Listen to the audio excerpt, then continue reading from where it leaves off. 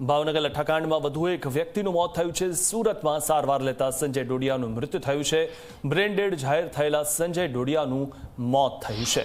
સંજય ડોડિયા ભાવનગરથી દારૂ પીને આવ્યો હતો સુરત અને સુરતની INS હોસ્પિટલમાં ચાલતી હતી સંજયની સારવાર। અત્યાર સુધીમાં નકલી દારૂના કારણે કુલ 10 લોકોના મોત થયા છે અને દિન પ્રતિદિન આ આંકડો સતત વધી રહ્યો છે। ત્યારે કેટલા લોકોએ આ દારૂ પીધો છે તેનો આંકડો હજુ સુધી સામે નથી આવ્યો, પરંતુ ઘણા બધા લોકો કે જેમણે દારૂ પીધો છે તે તમામ લોકો સારવાર માટે આવી રહ્યા છે। આ વિશે વધુ માહિતી મેળવી અમારા સંવાદદાતા ચેતન પાસેથી। ચેતન, ભાવનગરમાં જે લઠ્ઠાકાંડ સર્જાયો તેની અસર છે કે સુરત સુધી જોવા મળી અને સુરતમાં દારૂ પીને આવેલા વ્યક્તિનું મોત થયું છે, બ્રેન ડેડ થયા હતા અને હવે તેમનું મોત થયું છે। શું વધુ માહિતી?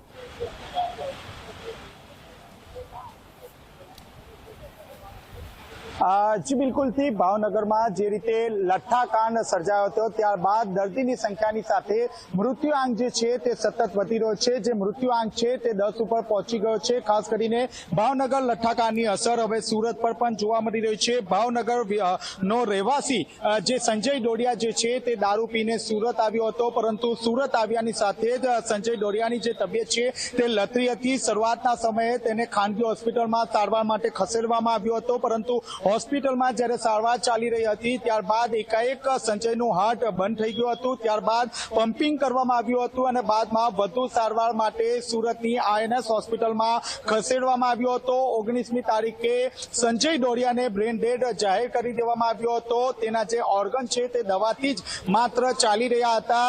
આ ઉપરાંત મોડી રાતે 10 વાગ્યાના અરસામાં એક ટેસ્ટ કરવામાં આવ્યો હતો। ટેસ્ટના રિપોર્ટ આવ્યા બાદ જે હોસ્પિટલ તંત્ર છે તેમના દ્વારા જે સંજય ડોડિયા છે તે સંજય ડોડિયાના પરિવારને બોલાવવામાં આવ્યું હતું। તેમના દ્વારા જાણકારી આપવામાં આવી હતી કે હાલ સંજય ડોડિયા વેન્ટિલેટર પર છે, પરંતુ જે સંજય ડોડિયા છે તે બ્રેન ડેડ છે અને ત્યારબાદ પરિવારની સહમતિ માંગવામાં આવી હતી।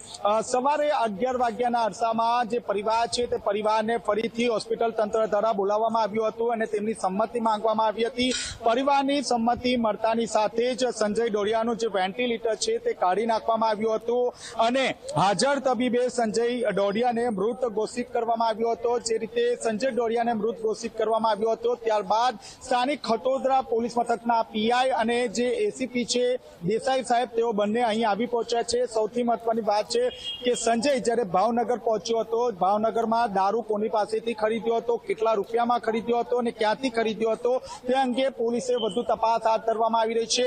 ભાવનગર લઠ્ઠાકાંડને કારણે જે સતત જે મૃત્યુઆંક છે તે વધી રહ્યો છે અને તંત્રની ચિંતામાં પણ એટલો જ વધારો જોવા મળી રહ્યો છે। હાલમાં જો વાત કરીએ તો સંજયના જે પરિવારજનો છે તે ધીરે ધીરે હોસ્પિટલ ખાતે પહોંચી રહ્યા છે અને ટૂંક સમયમાં સંજયનો જે મૃતદેહ છે તે પરિવારને સોંપવામાં આવશે અને ત્યારબાદ સંજયના જે મૃતદેહ છે તેને ભાવનગર ખાતે લઈ જવામાં આવશે અને ભાવનગર ખાતે સંજયના જે અંતિમ સંસ્કાર જે છે તે ત્યાં જ કરવામાં આવશે। પરંતુ હાલ જે સંજયનો જે પરિવાર છે તેમાં શોકનો માહોલ જોવા મળી રહ્યો છે।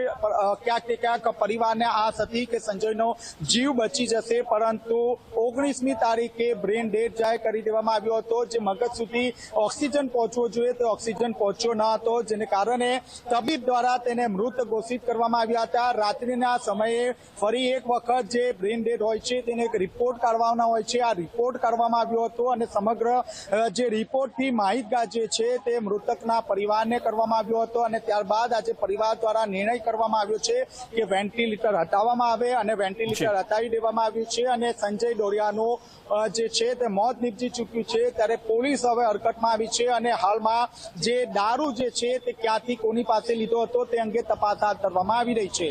જી આભાર ચેતન માહિતી આપવા બદલ। તો આ જે સંજય ડોડિયા છે જેનું મોત થઈ ગયું છે અને 2 દિવસ સુધી તે બ્રેન ડેડ રહ્યો હતો, તેને વેન્ટિલેટર પર રાખવામાં આવ્યો હતો, આખરે તેના પરિવારજનોની માહિતી આપ્યા બાદ આજે વેન્ટિલેટર હટાવી દેવામાં આવ્યું હતું અને ડૉક્ટરોએ તેને મૃત જાહેર કર્યો હતો।